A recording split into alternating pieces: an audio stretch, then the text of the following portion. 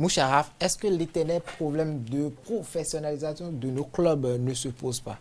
Diani, Parce qu'on ne peut pas comprendre que le président n'est pas là et puis bon, les joueurs n'ont plus droit au salaire. Tout à fait, c'est malheureux de l'évoquer parce que moi j'aurais souhaité que nous puissions laisser les vieux démons derrière nous depuis le démarrage de cette nouvelle saison, mais nous savons tous qui est le président des Requins. Nous connaissons son nom, nous connaissons son statut, nous ne pouvons pas dire sa position géographique et nous savons ce qui se passe vraiment de façon personnelle avec ce monsieur.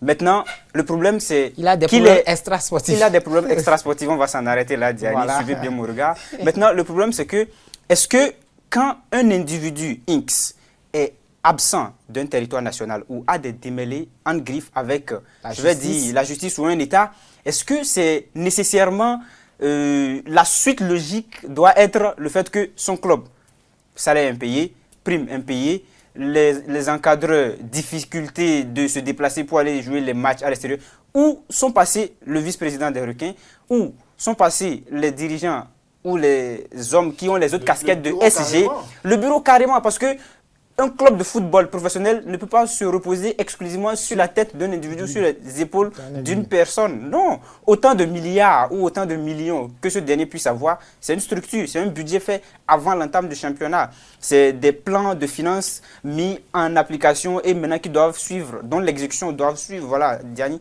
c'est un peu malheureux et on espère que la Fédération de football va se pencher sur cette affaire, va peut-être trouver, je sais pas, je dis peut-être des bêtises, un sponsor pour les Requins, puisque c'est un club mythique, les Requins de l'Atlantique. Moi, depuis Parakou, je suis de Parakou, je connais bien cette équipe, ça nous faisait rêver, nos grands frères ont rêvé, depuis même la Stade de Kobourou, jouer pour les Requins de l'Atlantique. Et aujourd'hui, nous grandissons à l'image un peu de Sochaux, Montbéliard, de Bordeaux, qui dans d'autres pays ont été relégués. Si ça doit arriver comme ça aussi pour les Requins, c'est malheureux et je pense qu'on peut éviter ça en prenant déjà des actions fortes très vite. Alors, Nel, quelle serait pourquoi pas la sanction idoine à cette formation des Requins? Certes, on a reporté le match, mais est-ce que ça suffit seulement de reporter le match pour un cas de forfait du genre?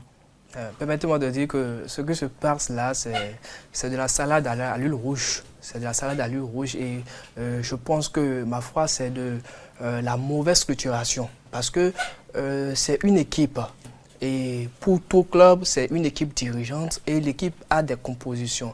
Et je ne pense pas que quand un membre manque à cette équipe-là, l'équipe doit cesser de fonctionner. Non, c'est comme le corps humain.